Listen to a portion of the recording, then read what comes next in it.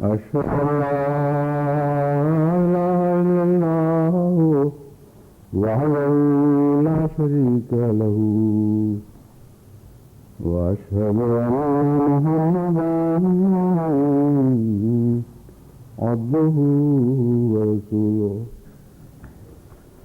أما بعد فأعوذ بالله من الشيطان الرجيم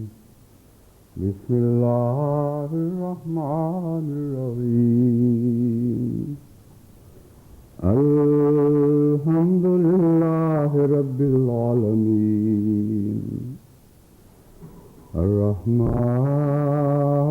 الرحيم مالك يوم الدين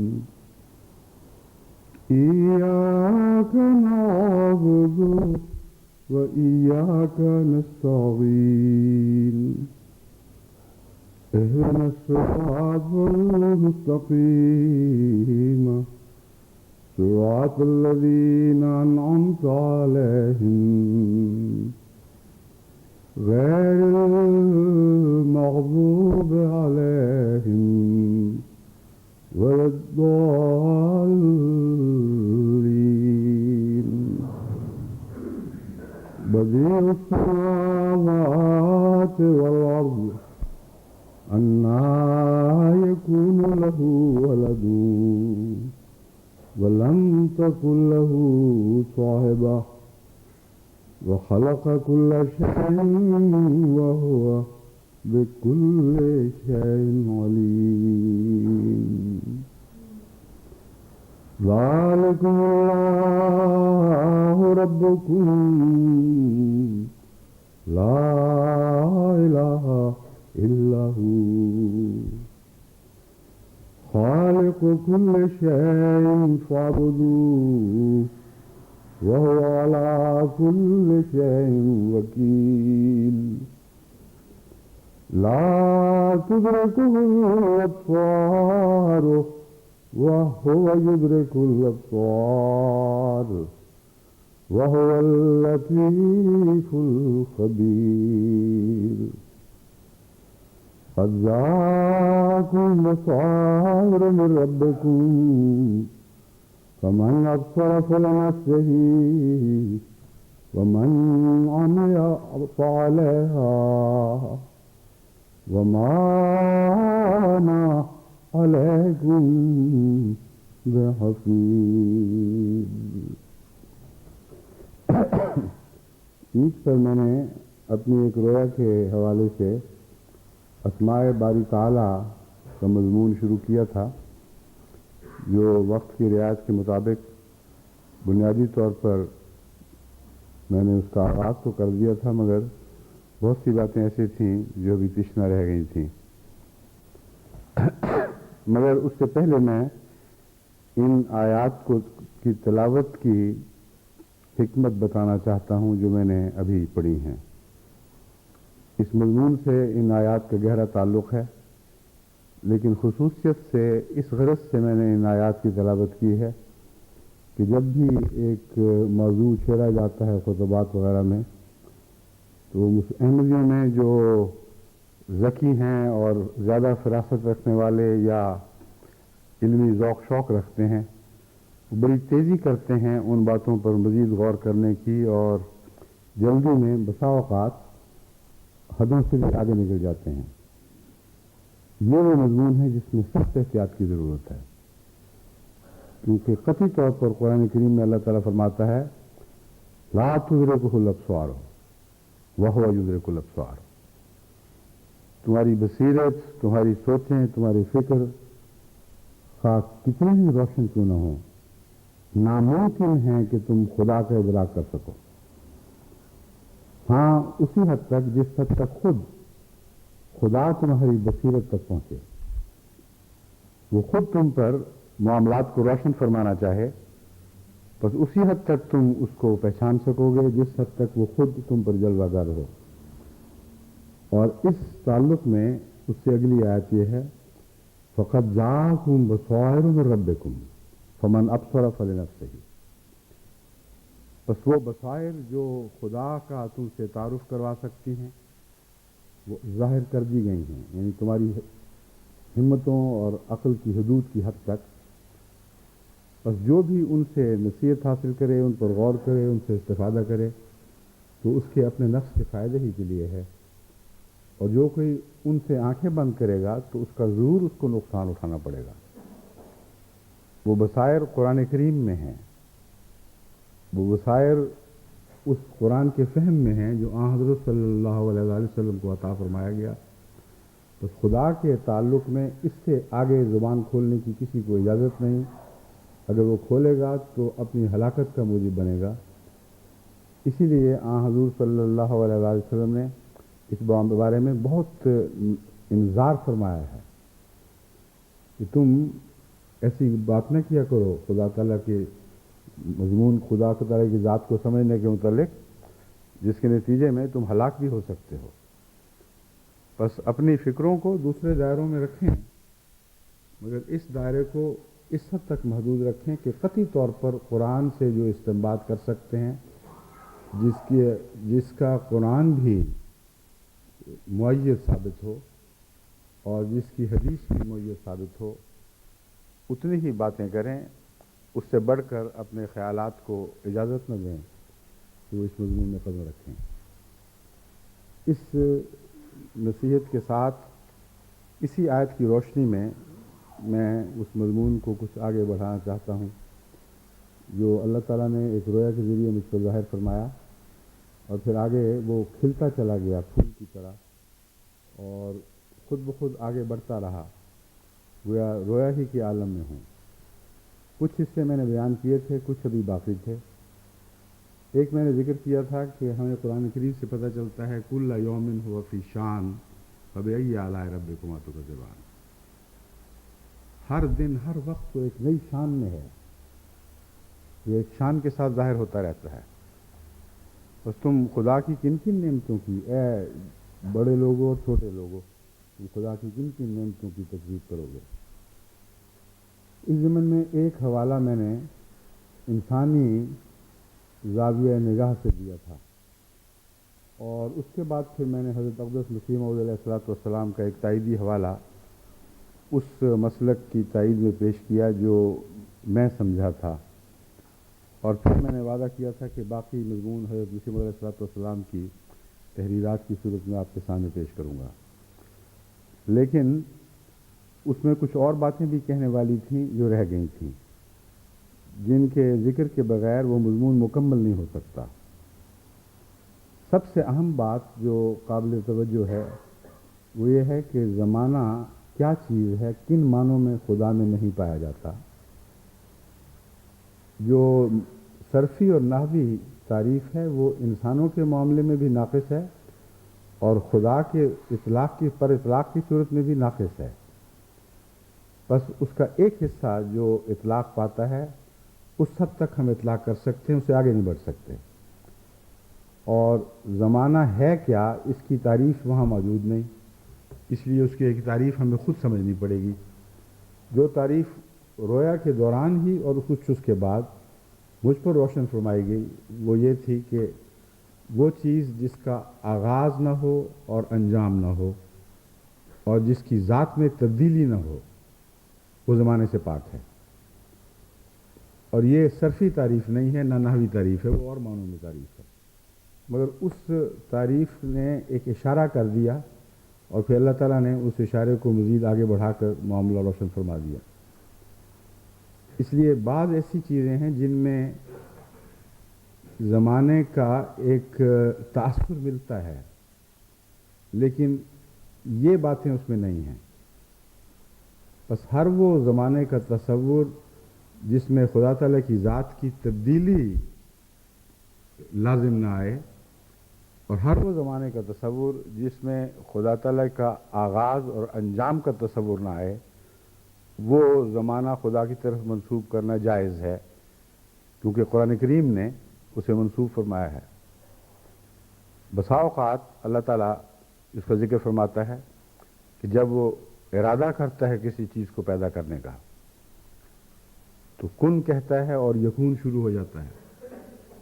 تو جب کرتا ہے وہ کسی وقت سے تعلق رکھنے والی چیز ہے. جب کن کہتا ہے تو اس سے پہلے وہ چیز وجود میں نہیں ہوتی. اور یہ آیات جو میں نے آپ کے سامنے تلاوت کی ہیں، ان کا آغاز بھی اسی مضمون کو بیان فرما رہا ہے. بدیع السماوات والارض وہ ہے جس سے زمین و آسمان کی پیدائش کا آغاز ہوا ہے. بدا ایسے آغاز کو کہتے ہیں جس کو عرف عام میں ہم خلق کا نام دے لیتے ہیں، مگر حقیقت میں قرآنی اصطلاح میں بدا اور خلق میں ایک فرق ہے. بدا ایسی چیز کو کہتے ہیں جس کا کوئی وجود ہی نہ ہو، اور خلق اس چیز کو کہتے ہیں کہ ادنا حالت میں حیرت انگیز تبدیلیاں پیدا ہونی شروع ہو جائیں یا کر دی جائیں، اور نئی سے نئی صورتوں میں وہ چیز ظاہر ہونا شروع ہو جائے. مثلا کیمیکلز ہیں، کیمیکلز کے آپس میں ملانے سے اور ان کے عدلنے بدلنے سے، ان کے فارمولے بدلنے سے نئی نئی چیزیں وجود میں آتی ہیں. اور ایک پوری شاخ ہے سنتھیٹک کیمسٹری کی جو صرف اسی مضمون سے تعلق رکھتی ہے کہ ایسی کیمیا بنائی جائیں جن کا پہلے کوئی وجود نہیں تھا، مگر کیمیا سے وہ کیمیا بنتی ہے، عدم سے نہیں بنتی. اس لیے اس کے اوپر بدا کا لفظ نہیں آتا، اس کے اوپر خلق کا لفظ آتا ہے. اور ضمنی طور پر اور محدود دائرے میں اللہ تعالیٰ بھی انسان کی خلق کا ذکر فرماتا ہے کہ تم جو خلق کرتے ہو. اس کے اور بھی معنی ہیں، ایک یہ بھی معنی ہے خدا کی خلق تم سے بہت زیادہ عظمت رکھتی، بہت بڑی ہے، تمہاری خلق کی کوئی حیثیت نہیں ہے. تو بہرحال یہ تو واضح مضمون ہے، انہوں نے اس میں تو غالباً کسی پہلو سے بھی اختلاف کی گنجائش نہیں کہ اللہ تعالیٰ کی ذات کی طرف محض خلق منسوب نہیں ہوتی، بدا بھی منسوب ہوتی ہے. یعنی جب کچھ بھی نہیں تھا، ایسی چیزیں اس نے بنائیں جن کا اس سے پہلے وجود نہیں تھا. اور زمانے کی تعریف اس پہلو سے ہر مخلوق پر صادق آتی ہے، لیکن مخلوق کی بدا پر بھی ثابت آتی ہے اور تخلیق پر بھی ثابت آتی ہے نسبتاً اور معنوں میں. بدا اس لحاظ سے کہ ایک چیز ایسی پیدا ہوئی جس کا کوئی آغاز اس آغاز سے پہلے کوئی وجود نہیں تھا. اور خلق اس لحاظ سے کہ تبدیلیاں ایسی حیرت انگیز ہوئی ہیں کہ نئی سے نئی چیز اس سے پیدا ہونی شروع ہو گئی، اور مسلسل سنتھسس ہو رہا ہے. اور یہ دونوں باتیں خدا تعالیٰ کی پیدا کردہ کائنات میں مسلسل دکھائی دے رہی ہیں، آغاز سے لے کر آج تک یہی جاری ہے. تو یہ وہ تعریف ہے جو بہت ہی اہمیت رکھتی ہے کہ نہ اس کا آغاز ہو، وہ ذات جس کا آغاز نہ ہو، انجام نہ ہو، جس کے اندر ذات میں تبدیلی نہ پائی جائے، وہ زمانے سے آزاد ہے. لیکن جب وہ تخلیق کرتا ہے، وہ وجود جب تخلیق کرتا ہے تو مخلوق کے حوالے سے ایک زمانے کا تصور پیدا ہو جاتا ہے، لیکن اس کی ذات میں تبدیلی نہیں آتی. یہ وہ مضمون ہے جو قدیم سے فلسفیوں کے زیر نظر بھی رہا ہے، اور فلسفیوں کی دنیا میں میرے نزدیک سب سے عظیم فلسفی جو آج تک مذہبی دنیا سے باہر پیدا ہوا ہے وہ ارسطو ہے، جو افلاطون کا شاگرد تھا، اور یہ سکندر اعظم کا استاد بھی رہا ہے. افلاطون کی اکیڈمی میں کچھ دیر پڑھتا رہا. جب یہ 25 سال کا تھا تو افلاطون فوت ہو گیا، اور اس کے بعد پھر اس نے اس اکیڈمی سے اپنا تعلق توڑ لیا، کیونکہ اس کی سوچیں بہت ہی زیادہ منجھی ہوئیں اور اس زمانے سے بہت آگے تھیں جس زمانے میں یہ پیدا ہوا ہے. مگر میں ضمناً اس کا اس لیے ذکر کر رہا ہوں، یہ بے وجہ نہیں کہ تمام فلسفہ جو خدا کی ذات سے تعلق رکھتا ہے اس فلسفے کے اوپر آپ سے گفتگو کروں، کیونکہ اتنا بڑا مضمون ہے کہ ضرورت ہے کہ اس کے اوپر اس حیثیت سے، اس مضمون کی حیثیت سے الگ غور و فکر کر کے اس کے ماحصل سے جماعت کو مطلع کیا جائے. لیکن یہ تقریروں میں بیان ہونے والا مضمون بھی نہیں ہے، نہ خطبات میں بیان کیا جا سکتا ہے، کیونکہ بھاری اکثریت جماعت کی جو خطبات اور تقریروں کو سنتی ہے وہ اپنی صلاحیتوں کے اعتبار سے اور علم کے اعتبار سے اس قسم کے مضامین کو ساتھ ساتھ ہضم کرنے کی استطاعت نہیں رکھتی. اس لیے اس کا تعلق تحریر سے ہے، اور ضروری نہیں ہوا کرتا کہ ہر چیز بیان سے ہی تعلق رکھے. قرآن کریم سے پتہ چلتا ہے کہ اللہ تعالیٰ نے بیان بھی سکھایا انسان کو، اور کلام بھی سکھایا، اور علم بالقلم، اور قلم سے بھی سکھایا ہے. تو جو باتیں قلم سے سکھانے والی ہیں انشاءاللہ اللہ نے توفیق عطا فرمائی تو آئندہ اسی مضمون کو خالصتاً خدا کے تعلق میں جماعت کے سامنے پیش کرنے کی دعا کرتا ہوں کہ مجھے سعادت ملے، اور وقت ملا اور سعادت ملی تو پیش کروں گا. یہاں صرف ضمنی طور پر یہ بتانا ضروری تھا کہ ارسطو آغاز میں معلوم ہوتا تھا کہ افلاطون کے مقابل پر کم روحانیت رکھتا ہے اور خدا کے تصور میں اس سے پیچھے ہے. بعض دفعہ اس کے خدا کے تصور کے برعکس اس کے فلسفے میں حوالے ملتے ہیں. لیکن جتنا وہ بڑا ہوا ہے اور جوں اس نے زیادہ غور کیا، فلسفے کے نقطہ نگاہ سے سب سے قریب خدا کے وہ پہنچا ہے، اور خالصتاً فلسفے کے ذریعے اہل تجربہ نہیں تھا. اس لیے اس کے اس حد تک تو علم ہو گیا کہ ہو سکتا ہے، بلکہ ضروری ہے کہ ہو،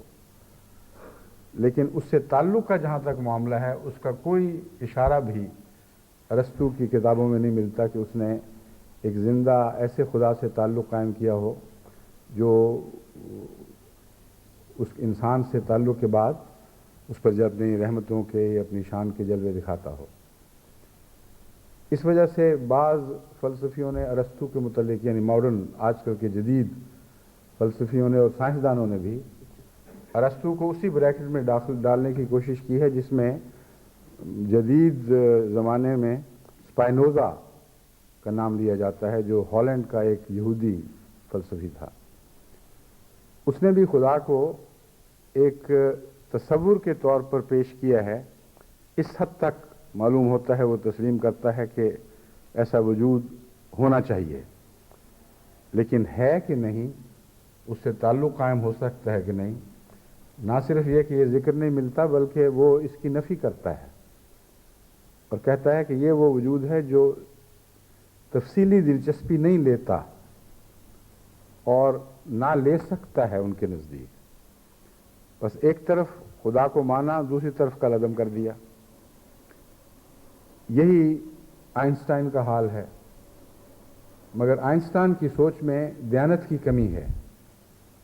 اور سپائنوزا کی سوچ میں دیانت کی کمی نہیں ہے. جب میں آئندہ اس مضمون پر روشنی ڈالوں گا تو خصوصیت سے آئنسٹائن کا بھی ذکر کروں گا، جس نے 1923 میں نیو یارک ٹریبیون میں مذہب کے متعلق جو مضمون شائع کیا ہے، اس میں خدا کی ہستی کے اور مذہب کے خلاف جو اس نے دلائل پیش کیے ہیں اور پھر اپنا نظریہ جو پیش کیا، وہ اتنا بودا ہے کہ صاف نظر آ رہا ہے کہ اس زمانے کے دوسرے یورپین فلسفی، خصوصاً انگریز فلسفیوں سے متاثر ہو کر اس نے کچھ باتیں بیان کی ہیں، لیکن آدھی بات کرتا ہے اور پھر رخ بدل لیتا ہے، جس سے میں سمجھتا ہوں کہ وہ دیانتدار نہیں تھا اس معاملے میں. کیونکہ اگر دیانتداری سے ان باتوں کو آگے بڑھاتا تو اس نتیجے تک پہنچنا ضروری ہو جاتا جو ارسطو کی عقل نے نکالا. بس تھوڑا سا چلتا ہے اور پھر رخ بدل لیتا ہے. مثلا اسباب کا ذکر کرتا ہے اور ہر سبب کا ایک مسبب ہونا چاہیے. اسباب جو ہیں دنیا میں، جو چیزیں وجود میں آ رہے ہیں، نتیجے ہیں، ان کا ایک نتیجہ پیدا کرنے والا ہونا چاہیے. اس مضمون کو شروع کر کے تو پھر آغاز آفرینش کو نظر انداز کر دیتا ہے اور صرف یہ اعتراض کرتا ہے کہ اس لیے ہم یہ تسلیم نہیں کر سکتے کہ ایسا خدا ہو جو وہ دنیا جو ہمیں سبب اور نتیجے کی دنیا نظر آ رہی ہے اس میں نامعقول دخل دیتا رہے. کبھی کبھی میں ہوں کی خاطر موزے دکھانے کے شوق میں اس میں دخل اندازی کرے. یہ عقل کے خلاف بات ہے، اس لیے کوئی خدا ایسا نہیں ہے. اب یہ سوچ صاف بتا رہی ہے کہ وہ جو منطقی نتیجہ نکلنا چاہیے تھا سبب اور نتیجے کا، اس کا آغاز سے ذکر چاہیے تھا، اور وہ خود جانتا ہے، آئنسٹائن اس بات کو خوب سمجھتا تھا کہ جو بھی تبدیل ہونے والی مادی کائنات ہے یہ ہمیشہ سے نہیں ہو سکتی. تو اس طرف پہنچنے کی بجائے جہاں خدا دکھائی دے سکتا تھا، وہ ایک اور ایک طرز فکر میں داخل ہو جاتا ہے اور عمداً اس کو چھوڑ دیتا ہے.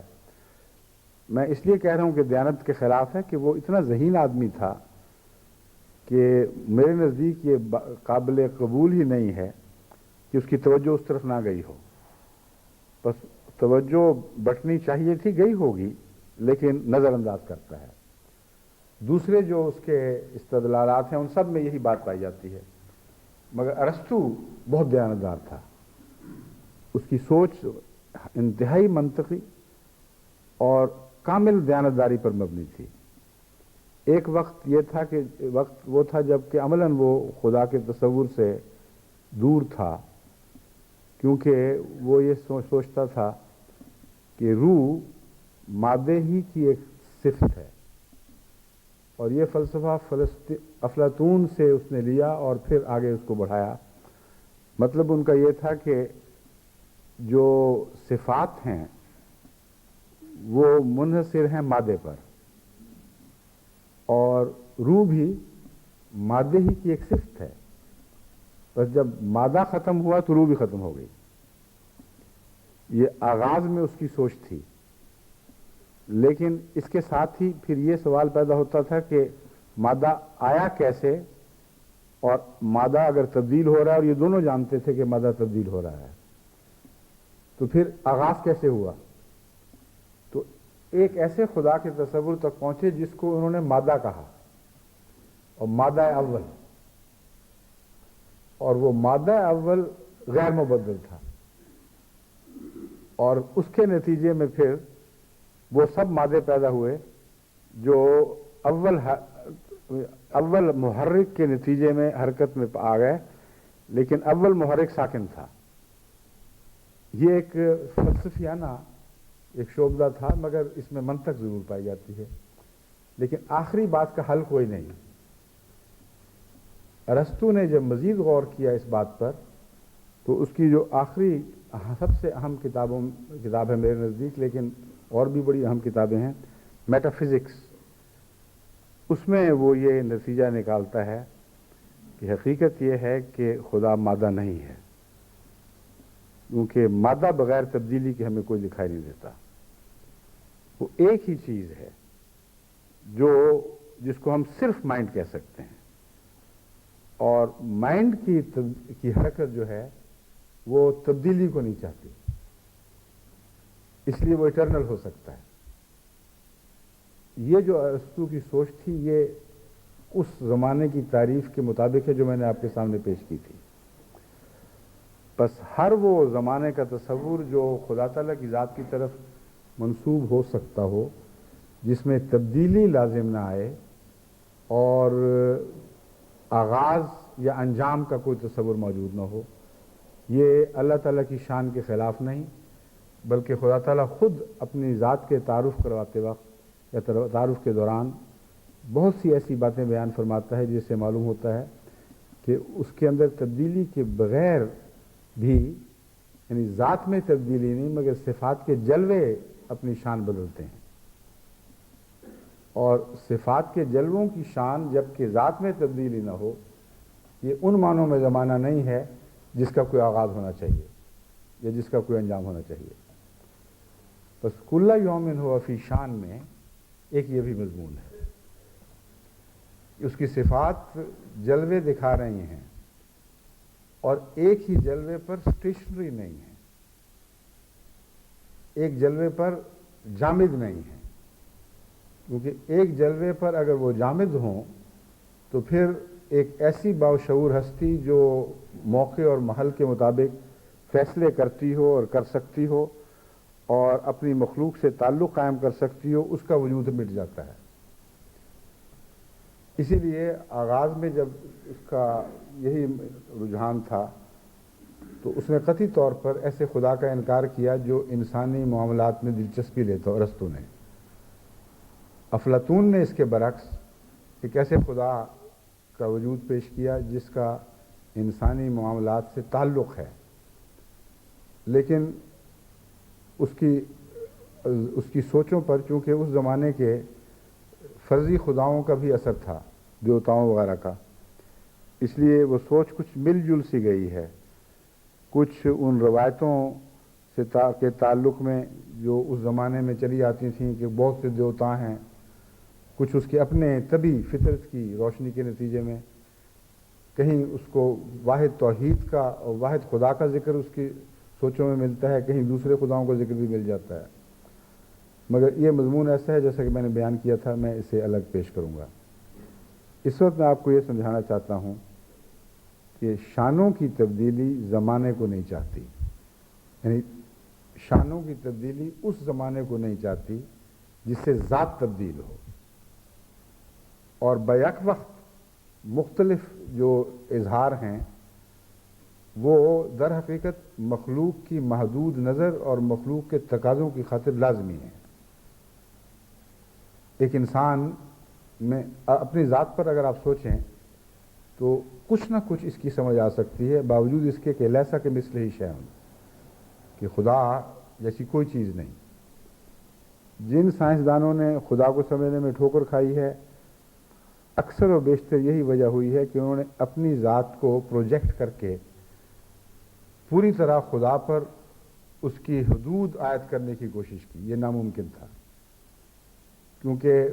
تخلیق سے خالق کی پوری پہچان ممکن نہیں ہے۔ تخلیق سے یہ تو ممکن ہے کہ اس کی بعض صفات کو پہچان لیا جائے، اس کی چھاپ دیکھ کر اندازہ ہو، لیکن اس کا حدود اربع معلوم ہو جائے، تخلیق سے یہ ناممکن ہے۔ ہوائی جہاز کتنے کتنے کمپلیکیٹڈ پیدا ہو چکے ہیں، مگر اگر بعد میں کسی زمانے میں جب کہ انسان کی سوچ اور بھی ترقی کر گئی ہو، ہوائی جہاز ایسا دریافت ہو جو زمین میں دبا ہوا ملے، اور میں یہ کہہ رہا ہوں سوچ ترقی کر کے میرے ذہن میں جو سیناریو ہے وہ یہ ہے کہ دنیا مثلا ایک دفعہ مٹ جاتی ہے، پھر تخلیق پیدا ہوتی ہے، تخلیق ہوتی ہے، کوئی سوچنے والا باشعور جاندار ایسا ہے جو بہت ترقی کر جاتا ہے، مگر اس کے ڈائمینشنز اور ہیں، اس لیے اس کے ترقی کے رستے الگ الگ ہیں۔ یہ ممکن ہے، قرآن سے ثابت ہے، اس لیے میں کہہ رہا ہوں کہ ممکن ہے، بلکہ ضرور ہوگا۔ اس وقت اگر جہاز دریافت ہو جائے اور ان لوگوں کو براہ راست اتنی دور کا واقعہ ہو کہ براہ راست انسان کے متعلق کچھ پتہ نہ ہو، خدائیوں سے چیزوں سے وہ معلوم کرنے کی کوشش کریں، تو ہوائی جہاز کو دیکھ کر کوئی یہ نہیں بتا سکتا کہ انسان کی 2 ٹانگیں تھیں، 2 ہاتھ تھے، دماغ اس طرح تھا، آنکھیں یہاں لگی ہوئی تھیں، اس کا ظاہری حلیہ بھی نہیں پہچان سکتا۔ اس کی اندرونی سوچوں تک اس کی رسائی ناممکن ہے۔ صرف یہ کہہ سکتا ہے کہ کوئی بہت ہی باشعور ہستی تھی اور کوئی بہت ہی با اقتدار ہستی تھی، اس کی عقل بھی تیز تھی اور اس کی چیزوں تک رسائی بھی بہت تھی، وہ جو سوچتا تھا اسے کر دکھاتا تھا۔ تو اس پہلو سے خدا تعالیٰ کی جو شان ہے، جلوہ گری ہے، اس کو وہ مخلوق میں بھی ہے، تخلیق میں بھی ہے، لیکن اس کے ذریعے آپ اس تک پہنچ نہیں سکتے۔ صرف یہ معلوم کر سکتے ہیں کہ کوئی باشعور با اقتدار ہستی ہے جو بہت ہی گہرے تدبر کی مالک ہے، اور اس کی باتیں کوئی بھی باطل نہیں ہیں، کیونکہ جو کائنات اس نے پیدا کی ہے وہ باطل سے آ رہی ہے۔ تو باشعور، بالارادہ،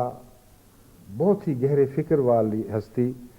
جو پیدا کر رہی ہے، اس کی اپنی ذات کیا تھی، کب تھی، ہمیں کچھ پتہ نہیں، سوائے اس کے کہ جو وہ خود ہمیں بتائے۔ اس پہلو سے جب ہم آیت الکرسی کی ایک حصے پر غور کرتے ہیں تو ایک نیا مضمون ہمارے سامنے ابھرتا ہے، وَلَا يُحِيطُونَ بِشَيْءٍ مِّنْ عِلْمِهِ إِلَّا بِمَا شَاءَ۔ علم ہی کا عام طور پر جو مفہوم سمجھا جاتا ہے وہ یہ ہے کہ جن چیزوں کا خدا کو علم ہے اور خدا کو ہر چیز کا علم ہے، یعنی اس کی مخلوقات، اس پر کوئی احاطہ نہیں کر سکتا اس کے کسی حصے کا بھی، الا بما شاء، سوائے اس کے جسے اللہ چاہے۔ لیکن علم ہی کو اگر خدا کی طرف اس طرح لگایا جائے کہ اس کی ذات کا علم، ہی کا علم، وہ کسی کو نصیب نہیں ہو سکتا الا ما شاء، سوائے اس کے کہ اللہ چاہے، اور اتنا ہوگا جتنا وہ خدا چاہے گا۔ تو اس پہلو سے خدا تعالیٰ کے اپنی ذات کے متعلق جو تعارفات ہیں وہی ہیں جو ہماری رہنمائی کریں گے اسماء الذات کی طرف، اور قرآن کریم میں وہ کامل طور پر اس درجہ کمال تک موجود ہیں جس درجہ کمال تک انسان ان کو سمجھنے کی صلاحیتیں لے کے پیدا ہوا ہے، اس سے آگے نہیں۔ اور آن حضرت صلی اللہ علیہ وآلہ وسلم اس پہلو سے وہ آدم ہیں جن کو اسماء کلھا، تمام کے تمام سکھائے گئے، یعنی انسانی سوچ کی حد تک اسماء جتنے بھی انسان سمجھ سکتا تھا، اور انسان جس کائنات میں پیدا ہوا ہے اس کی ضرورتوں کے تعلق میں انسان جس حد تک بھی صفات باری تعالیٰ کا علم حاصل کر سکتا تھا، وہ تمام صفات حضرت محمد مصطفیٰ صلی اللہ علیہ وآلہ وسلم پر نازل فرمائے گئے۔ اب یہ جو نزول ہے یہ بھی ایک شان ہے، اور اس سے پہلے نازل نہیں فرمائے گئے تو یہ زمانہ پایا گیا، لیکن اس بات کے مخالف نہیں ہے جو میں بیان کر چکا ہوں، کیونکہ یہ زمانہ تبدیلی ذات کو نہیں چاہتا، بلکہ ایک دائمی صفت کی وقتاً فوقتاً ضرورت کے وقت کے مطابق جلوہ گری کو چاہتا ہے۔ پھول میں بھی بیک وقت مختلف صفات جلوہ گر ہوتی ہیں، مگر اس میں زمانہ اس لیے پایا جاتا ہے کہ ہر صفت جو اس کی ظاہر ہوتی ہے اس سے پیچھے اس کی ذات میں کوئی تبدیلی واقع ہوتی ہے۔ جب تک وہ تبدیلی واقع نہ ہو پھول کی کوئی صفت ظاہر نہیں ہو سکتی۔ اگر رنگ بدلا ہے تو اندر ذات بدلی ہے تب رنگ بدلا ہے، اگر خوشبو بدلی ہے تو ذات بدلی ہے تو رنگ بدلا ہے، اگر پھل کھٹا ہوا ہے یا میٹھا ہوا ہے تو ذات کی تبدیلی سے ایسا ہوا ہے، مگر خدا تعالیٰ کی ذات میں یہ تبدیلی ممکن نہیں۔ اب وہ بحث جس کا میں نے ذکر کیا تھا، پرائم موور والی بحث، اس میں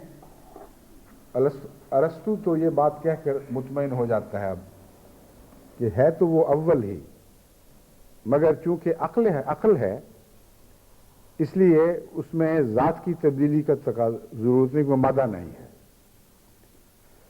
یہ وہ قریب ترین ہے وہ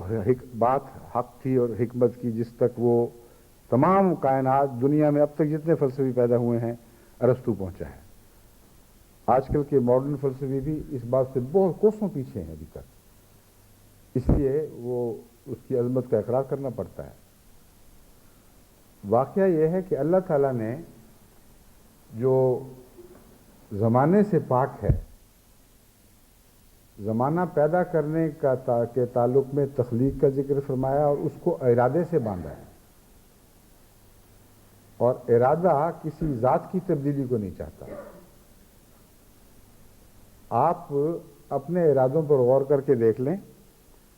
آپ مختلف وقتوں میں ایک ارادہ کر سکتے ہیں، ایک فیصلہ کر سکتے ہیں، کبھی کر لیتے ہیں کبھی نہیں کرتے۔ زمانے کی پابند ذات نہیں ہے، آپ ارادے میں آپ زمانے کے پابند نہیں ہیں۔ ایک امکان آپ کے سامنے روشن ہوتا ہے کہ میں یہ کروں یا یہ نہ کروں، اور آپ مختار ہو جاتے ہیں بعض صورتوں میں کہ اچھا یہ کرتا ہوں اور یہ نہیں کرتا۔ اس ارادے کے اندر کوئی توانائی ضائع نہیں ہوتی، لیکن ارادے پر جب عمل ہوتا ہے تو پھر توانائی کا دور شروع ہوتا ہے۔ انسان کی مثال خدا پر صادق اس لیے نہیں آ سکتی پوری طرح کہ انسان خود اپنے کارخانے پر اپنے ارادے کا اثر ظاہر کرتا ہے، بس انسان کے ہر ارادے سے اس کی ذات کی تبدیلی لازم ہے۔ جب بھی کوئی ایک انسان ارادہ کرتا ہے یا اس کی ذات میں کوئی تبدیلی ضرور ہوگی۔ مثلا میں نے ارادہ کیا کہ میں مکھی کو ماروں تو میرا ہاتھ اٹھے گا اور نشانے پر گرے گا، اگر نشانہ اچھا ہو اور مکھی زیادہ تیز نہ ہو تو اس کو مارنے میں کامیاب ہو جائے گا،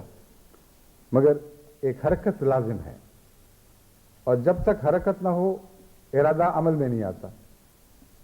محض ایک سوچ، ایک امکان ہے، ایک وجود کا ایک امکان، اور اس پہلو سے آپ کا ارادہ دوسروں پر بھی اثر انداز ہوتا ہے۔ اب دیکھیں ارادے کی طاقت کتنی ہے، اگر اسے فساد پر استعمال کیا جائے تو جنگ عظیم ایک ہٹلر کا ارادہ تھا، کتنی بڑی قیامتیں ٹوٹی ہیں اس کے نتیجے میں، کروڑ ہا کروڑ ٹن بم گرائے گئے ہیں دنیا کو خاک بستر بنانے کے لیے، کتنی حرکت ہوئی ہے، کتنے کارخانے وجود میں آئے، لکھوں کھائے انسان، بلکہ کروڑوں انسانوں نے جانیں دی، کچھ آگ میں جلایا گیا، کسی نے ویسے مصیبتوں میں دم توڑے۔ تو ارادے کو کیسی طاقت ہے، لیکن ارادہ خود وہ توانائی نہیں بخش رہا تھا ان چیزوں کو، بلکہ توانائی کا مضمون ارادے سے باہر تھا۔ لیکن انسان میں اور خدا میں ایک اور فرق بھی ہے، یعنی فرق تو بہت ہیں، اس ارادے کے تعلق میں ایک اور فرق بھی ہے جس کو فلسفی جب نہیں سمجھ سکے تو انہوں نے ٹھوکریں کھائیں۔ وہ یہ ہے کہ خدا تعالیٰ کا ارادہ توانائی کے نتیجے میں پیدا نہیں ہوتا، بلکہ توانائی پیدا کرتا ہے۔ ہر توانائی خدا کے ارادے سے پیدا ہوتی ہے۔ چنانچہ اللہ تعالیٰ نے اپنی ذات کا یہ تعارف فرمایا ہے کہ جب بھی میں چاہتا ہوں کچھ کروں تو میں کن کہتا ہوں فیکون، اور کن ارادہ ہے جو ایک فیصلہ کو ظاہر کرنے کا فیصلہ کر لیتا ہے۔ تو فیصلے کو ظاہر کرنے کا فیصلہ بظاہر دو زائد لفظ ہیں، مگر خدا تعالیٰ کے تعلق میں ضروری ہے بیان کرنا۔ اس کا فیصلہ موجود ہے کیونکہ عالم الغیب ہے، وہ یہ فیصلہ کرتا ہے کہ اس فیصلے پر عمل درآمد اب میں نے کروانا ہے، اس پہلو سے زمانہ پایا جاتا ہے،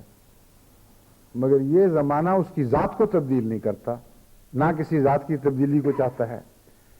بلکہ پوری کائنات کو بعض دفعہ تبدیل کر دیتا ہے۔ جہاں جہاں اثر انداز ہو وہاں تبدیلی واقع ہوتی ہے۔ لیکن توانائی کا جہاں تک تعلق ہے، یہ ارادہ اتنی توانائی بھی نہیں چاہتا جتنا انسانی ارادہ چاہتا ہے۔ پس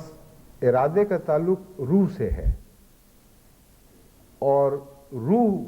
اس قسم کی توانائی نہیں چاہتی جیسی ہم روزمرہ کی دنیا میں توانائی دیکھتے ہیں اور سمجھتے ہیں۔ یہ مضمون جب میں رویا کے بعد اٹھا اور یہ سوچتا ہوا آگے بڑھ رہا تھا تو اچانک میرے ذہن اس طرف گیا کہ جب روح کا سوال قرآن نے اٹھایا تو یہی جواب دیا ہے، وَيَسْأَلُونَكَ عَنِ الرُّوحِ قُلِ الرُّوحُ مِنْ أَمْرِ رَبِّي۔ روح کا تعلق امر سے ہے، اور روح ہی ہے جو امر کی استطاعت رکھتی ہے، کیونکہ خالق نے امر سے اس کو پیدا کیا اور امر کی کچھ طاقت اس کو بخشی ہے۔ بس روح کا فیصلہ کم سے کم توانائی چاہتا ہے اور زیادہ سے زیادہ توانائی کو حرکت میں لے آتا ہے۔ ہماری ہر حرکت اس فیصلے کے تابع ہے، اور صرف ہماری حرکات ہی نہیں بلکہ ہمارے گرد و پیش کی حرکات بھی بسا اوقات اتنا متاثر ہوتی ہیں کہ تبدیلیوں کا ایک سلسلہ جاری ہو جاتا ہے جو ایک وقت ہی نہیں بلکہ ایک زمانے پر اثر انداز ہوتا ہے، اور اس زمانے کے اثر پھر اگلے زمانوں پر اثر انداز ہو جاتے ہیں۔ اب جنگ عظیم اول ہو یا ثانی ہو یا کوئی اور ہو، انہوں نے جو اثرات شروع کر دیے وہ ایک چین ریئیکشن کے طور پر آگے جاری ہو گئے، اور ارادے میں وہ طاقت نہیں تھی ذات خود، نہ وہ اس توانائی کو چاہتا تھا، لیکن اس نے توانائی پیدا کر دی۔ اس پر دوسرا پہلو جو سوچ کے لائق تھا، جس طرف میری توجہ مبذول ہوئی یا اللہ تعالیٰ نے نصرت فرمائی، وہ یہ تھا کہ خدا تعالیٰ ارادے سے مادہ کیسے پیدا کر سکتا ہے، کیوں کرتا ہے؟ کیونکہ انسانی ارادے سے کے رستے سے لوگوں نے خدا تعالیٰ کو سمجھنے کی کوشش کی، اس لیے یہاں پہنچ کر سب فلسفی ٹھوکر کھا جاتے رہے۔ اگر سب نے نہیں کھائی، جیسا کہ ارسطو نے نہیں کھائی، تو بہت سے دوسروں نے کھا لی، اور ہندو فلسفہ اسی وجہ سے ایک غلط راستے پر چل پڑا، اور حضرت اقدس مسیح موعود علیہ الصلوۃ والسلام نے براہین احمدیہ میں جو ہندوؤں سے بحثیں کی ہیں، خصوصاً آریوں سے، وہ اسی مضمون پر ہیں کہ خدا ارادے سے مخلوق کو پیدا کر سکتا ہے کہ نہیں، کیونکہ ارادہ غیر مادی ہے اور مخلوق مادی ہے۔ اس کا انسان کچھ نہ کچھ مظہر ضرور ہوتا ہے، اگرچہ 100% نہیں، اور چونکہ خدا کی مثال کوئی اور ہے ہی نہیں، اس لیے مکمل مثال پیش کی ہی نہیں جا سکتی۔ بس یہ دیکھنا ہوگا کہ ازل ہے کہ نہیں، اور جو چیز ازلی ہے وہ بالارادہ تھی کہ نہیں۔ یہ ثابت ہو جائے کہ ازل کے بغیر ہمارا گزارا ہی نہیں، ناممکن ہے کہ ازل کے بغیر کچھ بھی وجود ہو، پھر یہ قدم اٹھتا ہے کہ ازل بالارادہ تھی یا بغیر ارادے کی تھی۔ اگر ازل بغیر ارادے کے ہو تو صرف مادہ رہ جاتا ہے، جس میں سوچ نہیں، کوئی ترتیب نہیں، جو اپنی ذات میں بھی اندرونی تبدیلیوں اور معقول اندرونی تبدیلیوں کی طاقت نہیں رکھتے، اور دوسری ذات میں منظم تبدیلیوں کی اہلیت کا تو سوال ہی پیدا نہیں ہوتا۔ تو جب ہمیں واقعاتی دنیا میں ایسے مادے کی تبدیل ہوتی حالتیں دکھائی دے رہی ہیں جو منظم ہیں، مربوط ہیں، ایک معین رستے کی طرف چل رہی ہیں، اور حیرت انگیز ان میں لطافتیں ہیں، تو مادے کو بے سوچ کا ازلی مادہ قرار دیا ہی نہیں جا سکتا۔ بس قرآن کریم نے اس مضمون کو یوں اٹھایا ہے کہ کیا تم اپنے خالق ہو، کیا تم اس چیز کے خالق ہو۔ ہر وہ چیز بیان فرمائی جس کے لیے ایک خالق ہونا ضروری ہے۔ تو ظاہری دنیا میں جو تبدیلیاں ہمیں دکھائی دیتی ہیں وہ یہ بتاتی ہیں کہ اگر ازل ہے تو سوچ والی ازل ہے، اور سوچ والی ازل میں تبدیلی نہیں ہو سکتی، کیونکہ اگر وہ تبدیلی ہے تو ازل نہیں ہے، تو مادہ وہ چیز نہیں ہے جو سوچ والی ازل تھی۔ اس مضمون کو آپ میں سے بات سمجھیں یا نہ سمجھیں، غور کریں گے تو سمجھ آ جائے گی بات کی۔ دو ہی امکانات ہیں، میں پھر دوبارہ سمجھانے کی کوشش کرتا ہوں۔ یہ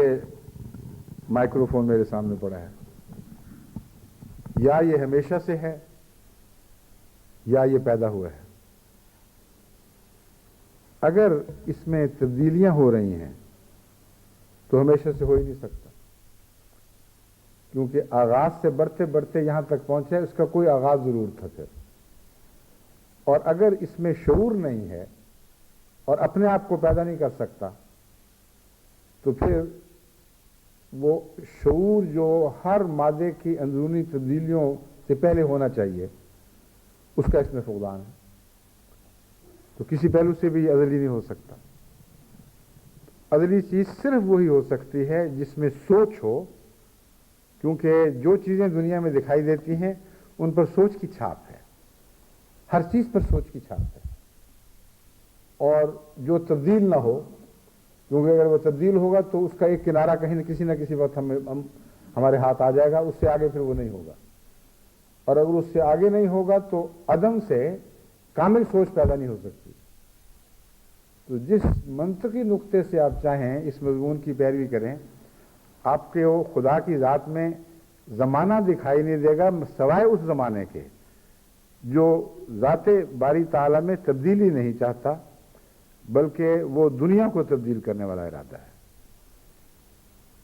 اس سلسلے میں اس بات کو سمجھنے کے بعد میں واپس اس حصے پہ طرف آتا ہوں کہ خدا تعالیٰ کے فیصلے سے وجود، مادہ وجود کیسے آتا ہے، وجود میں آتا ہے۔ اصل میں اگر یعنی پوری مثال تو نہیں مگر معمولی ادنا مثالوں پر آپ غور کریں تو آپ کو محسوس ہوگا کہ کچھ نہ کچھ چھاپ آپ کے اوپر بھی اس بات کی ہے۔ جب آپ خوابیں دیکھتے ہیں تو یہ آپ کی سوچ ہے جو بے شمار تصورات کو جنم دیتی ہے، لیکن سوچ چونکہ بہت ہی عاجز اور کمزور ہے، وہ ان کو ظاہری وجود نہیں بخش سکتی۔ لیکن جہاں تک آپ کے تعلق کا سوال ہے، آپ ایک اور عالم میں چلے جاتے ہیں جو آپ کی سوچوں کا پیدا کیا ہوا ہے، اور آپ کا اپنا وجود بھی اس عالم کا ایک جز بن جاتا ہے، اور گویا کہ ظاہری وجود رہا ہی نہیں۔ اگر سوچ میں طاقت ہو تو جو تصویریں ہیں وہ تصور ہی نہیں رہیں گے بلکہ حقیقت میں تبدیل ہو سکتے ہیں۔ اور یہ جو سوچ کا دوسرا حصہ ہے، اس کا بھی معمولی سا مزہ اللہ تعالیٰ نے انسان کو عطا فرما دیا تاکہ وہ اپنے رب کے انکار کا اہل نہ رہے، اس کی تخلیقی اور ابتدائی پیدا کرنے کی طاقتوں کا انکار نہ کر سکے۔ فرعون کی مثال میں جہاں وہ جادوگر دکھائے ہیں، ان کے متعلق اللہ تعالیٰ فرماتے ہیں ان کی سوچ میں ایک طاقت تھی، اور ایسی طاقت تھی کہ رسیوں کو لوگوں نے، دیکھنے والوں نے سانپ بنتے ہوئے دیکھا، گواہ بن گئے کہ یہ سانپ بن گئے ہیں۔ لیکن جس خالق نے یہ طاقت بخشی تھی اس کی طاقت غالب تھی، اس لیے موسیٰ کی سوچ کی طاقت نہیں تھی بلکہ اللہ کی سوچ کی طاقت تھی، جس نے ان رسیوں کو اثر نو رسیاں بنا دیا، جو سانپ تھے وہ رسیاں بن گئے، کیونکہ جو سوٹے کا اجدہات نظر آ رہا تھا اس نے، اللہ تعالیٰ فرماتا ہے ما یافکون، اس کو کھایا ہے جو جھوٹا بنایا ہوا انہوں نے، رسیوں کو کھانے کا ذکر نہیں ملتا۔ تو جو جھوٹ ان کی سوچ نے بنا دیا تھا، اس جھوٹ کو خدا کا غالب تصور جو ہے وہ ہڑپ کر گیا، اور وہ موسیٰ کی سوٹے کی صورت میں ظاہر ہوا تھا۔ تو ایک مثال ہمیں نظر آتی ہے کہ انسان کی سوچ بغیر کسی مادی ذریعے کے دوسرے پر اثر انداز ہو۔ اس زمانے میں جو سائنٹیفک تحقیقات ہیں جدید، ان سے بھی پتہ چلتا ہے پیرا سائیکالوجی کا مضمون اب باقاعدہ سائنس بن گیا ہے۔ بہت سی یونیورسٹیوں میں اس پر غور و فکر ہو رہا ہے، اور تجارب سے یہ بات تو قطعاً ثابت ہو گئی ہے کہ انسان کی سوچ اس رنگ میں ایک اور انسان پر اثر انداز ہو سکتی ہے کہ کوئی بھی معلوم سائنسی ذریعہ بیچ میں واسطے کے طور پر موجود نہ ہو، کوئی ریڈیائی طاقت، کوئی برقی رو، کسی قسم کی کوئی معلوم سائنٹیفک طاقت بیچ میں ذریعہ نہ بنے، واسطہ نہ بنے، اور اس کے باوجود ایک انسان کی سوچ دوسرے انسان پر منتقل ہو کے اس میں تبدیلی پیدا کرے، اس پر غالب آ جائے، اس میں حرکت پیدا کر دے۔ یہ جو مضمون ہے، میں نے شاید پہلے بھی آپ کو ایک مثال کے طور پر بتایا تھا، خود میں اس کا گواہ ہوں، بعد میں تو کئی معنوں میں گواہ ہوں، مگر میں آغاز میں بتا رہا ہوں۔ اسی انگلستان میں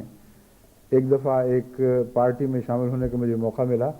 جو اس وقت انٹلیکچوئلز کی اکٹھی بڑی دلچسپ باتوں کے لیے ساری رات کھاتے پیتے تھے، مختلف مسائل پہ گفتگو کرتے تھے، ایسی پارٹی تھی۔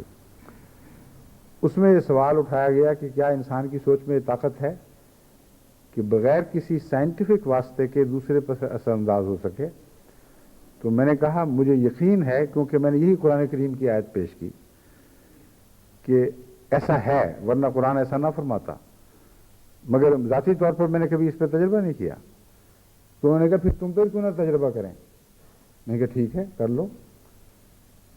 تو اب دیکھیں، میں کمرے سے باہر چلا گیا اور اتنی دور انہوں نے مجھے پہنچایا، ایک نگران کھڑا کر دیا کہ اگر اس کی نیت بد بھی ہو تو نہ آئے واپس، اور اندر بیٹھ کے کچھ مشورے کیے۔ جب میں واپس کمرے میں مجھے بلایا گیا تو ایک بڑے دائرے میں کافی آدمی تھے، وہ سارے بیٹھے ہوئے تھے ایک دوسرے کا ہاتھ پکڑ کے، اور مجھے کہا کہ تم ہمیں پھلانگ کر اس کے بیچ میں مرکز میں آ کے داخل بیٹھ جاؤ آرام سے، اور بس تم بیٹھ جاؤ اور کچھ نہیں، کوئی حکم نہیں کیا کرنا ہے کیا نہیں کرنا۔ کچھ دیر تک میں بیٹھا رہا، اس کے بعد پتہ نہیں کیوں مجھے خیال ہے کہ میں اپنے بوٹ کے تسمے کھولوں، تو میں نے بوٹ کے تسمے کھولے، ایک بوٹ کے تسمے کھولے، دوسرے بوٹ کے تسمے کھولے، اور اس وقت کسی نے شور مچایا اب باقی بھی کرو، تو ایک دم وہ جو رو تھی وہ ٹوٹ گئی۔ تو میں نے کہا باقی کیا مطلب؟ انہوں نے کہا ہم نے یہ سوچا تھا کہ تمہیں یہ کہیں گے کہ بوٹ کے تسمے کھولو اور بوٹ اتار کے بغیر بوٹوں کے بیٹھو، اور اتنا حصہ جتنے حصے تک ان کے آواز مخل نہیں ہوئی میں نے کیا۔ تو ایک سوچ دوسری سوچ میں بغیر معروف سائنسی ذرائع کے منتقل ہو کر اس پر اثر انداز ہوئی، اس میں حرکت پیدا کی، اور خوابوں میں بھی ہم نے ایک دنیا پیدا کی اور کرتے ہیں، مگر وہ پاگل پن میں جب کہ انسان دنیا کے تعلق سے بالکل کٹ جاتا ہے، اس میں اور بھی زیادہ شدت پیدا ہو جاتی ہے۔ جس چیز کو وہ سوچتا ہے اس کو اتنا یقینی سمجھتا ہے کہ اس کی پیروی بھی کرتا ہے اگرچہ ظاہر میں اس کا وجود نہیں ہوتا۔ مگر خدا تعالیٰ کی چونکہ اول طاقت ہے اور اس کی سوچ سب سوچوں سے غالب ہے، اس لیے فرق یہ ہے، اور اسی لیے میں نے لیسا کا مثل شیء آپ کو پڑھ کر سنائی وہ آیت، کہ دنیا میں جو چیزیں ہیں کچھ نہ کچھ اس طرف اشارے ضرور کرتی ہیں مگر ویسی کوئی چیز نہیں ہے۔ ازل بھی کسی کو حاصل نہیں، وہ اسی کو حاصل ہے۔ ازل کے بغیر ہمارا چارہ ہی کوئی نہیں ہے، ہم تو اس دنیا کو ازل کے بغیر، ازل پر غور کیے بغیر تسلیم ہی نہیں کر سکتے، اور دنیا ہے ہم جانتے ہیں۔ تو آغاز کیسے ہوا؟ اللہ تعالیٰ خود فرماتا ہے کہ تمام توانائی میرے ارادے میں ہے، اور ارادہ جب بنتا ہے تو از خود وہ توانائی کی شکلوں میں ڈھل جاتا ہے۔ اگر آپ یہ سمجھیں کہ یہ خواب ہے تو یہ ایسی خواب ہے جو ہر اس جز کو جو خواب نے پیدا کیا ایک دوسرے کا شریک بنا رہی ہے سوچوں میں، اور اس کا ظاہر جو ہے وہ اتنا قوی دکھائی دے رہا ہے جیسے ہو۔ اس خیال کی وجہ سے بہت سے فلسفی ہر چیز کو توہم میں بیان کرنے لگ گئے۔ تو فلسفے نے جو ٹھوکریں کھائی ہیں وہ قرآن کریم سے استفادہ نہ کرنے کی وجہ سے ٹھوکریں کھائی ہیں۔ اگر قرآن کریم میں جو صفات کا بیان ہے اس پر غور کرتے تو پھر خدا تعالیٰ کی ہستی کو سمجھنے میں اور اسماء پر غور کرنے میں ان کے لیے کسی ٹھوکر کا سامنا نہ ہوتا۔ وہ صحیح طریق پر جہاں تک خدا چاہتا ان بصائر سے فائدہ اٹھا سکتے جن کے متعلق اللہ تعالیٰ فرماتا ہے کہ فقط جاءکم بصائر من ربکم فمن ابصر فلنفسہ ومن عمی فعلیہا وما انا علیکم بحفیظ، کہ دیکھو خدا کی طرف سے بصائر آ چکے ہیں، لا تدرکہ الابصار وہو یدرک الابصار، اس کو تم سمجھنا چاہتے ہو مگر اتنے عاجز ہو کہ ناممکن ہے کہ تم اپنی سوچوں کے ذریعے خدا تک پہنچ سکو، لیکن تعلق ضرور قائم ہوگا۔ وہ اس طرح قائم ہوگا کہ خدا تم تک پہنچے گا، اور خدا تم تک پہنچ چکا ہے، اس حد تک پہنچ چکا ہے جس حد تک وہ تمہیں سمجھانا تمہارے لیے سمجھنا ضروری تھا، اور جس حد تک تمہاری حد استطاعت اجازت دیتی ہے۔ بس اس پر غور کرو گے تو تمہارا فائدہ ہے۔ بس وہ غور خدا پر منع نہیں ہے جو غور قرآن کریم کے بیان کے مطابق ہو اور حضرت صلی اللہ علیہ وآلہ وسلم کے فہم قرآن کے مطابق ہو۔ اور اس دور میں حضرت اقدس مسیح موعود علیہ الصلوۃ والسلام کو جو آدم ثانی بنایا گیا ہے، آپ کو بھی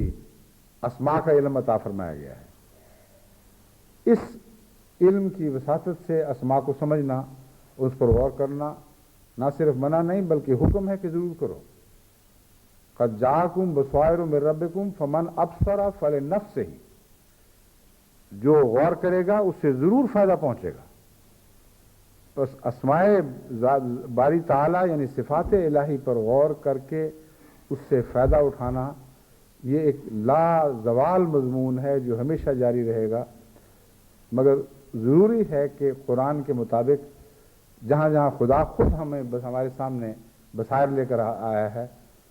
ان حدود میں رہ کر اس پر غور کریں۔ تو اب چونکہ وقت ہو چکا ہے اس لیے انشاءاللہ وہ باقی حصہ جو ہے اس میں اور بھی بہت سے پہلو ہیں، میں کوشش یہی کروں گا کہ اگلے خطبے تک یا زیادہ سے زیادہ اس سے آگے خطبے تک اس مضمون کو ختم کروں،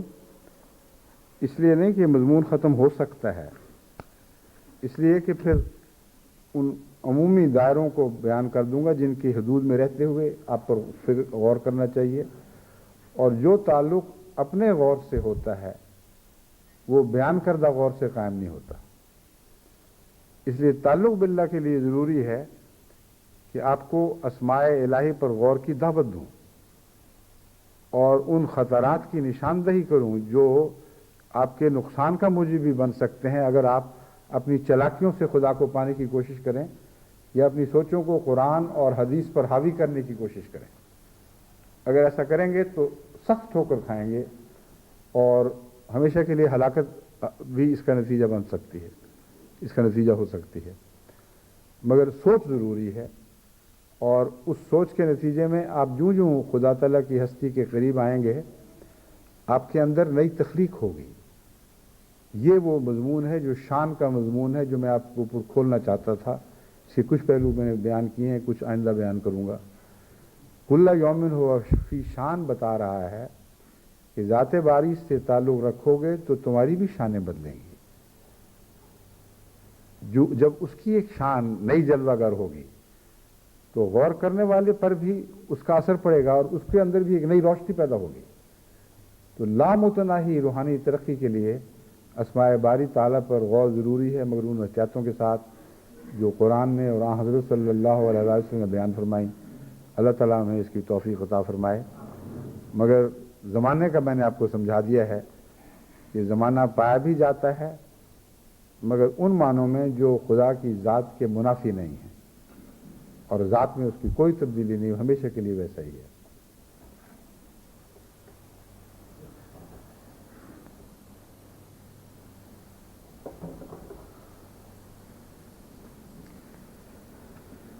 الحمدللہ نحمدہ ونستعینہ ونستغفرہ ونؤمن بہ ونتوکل علیہ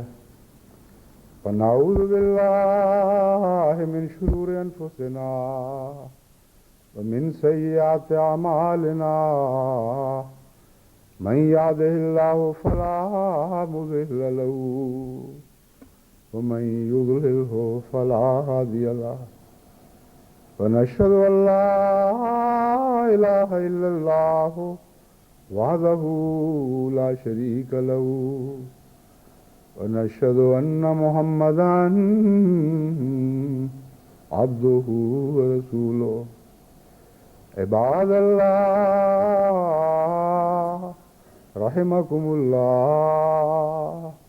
إن الله يأمر بالعدل والإحسان وإيتاء ذي القربى وينهى عن الفحشاء والمنكر والبغي يعظكم لعلكم تذكرون اذكروا الله يذكركم وادعوه يستجب لكم ولذكر الله أكبر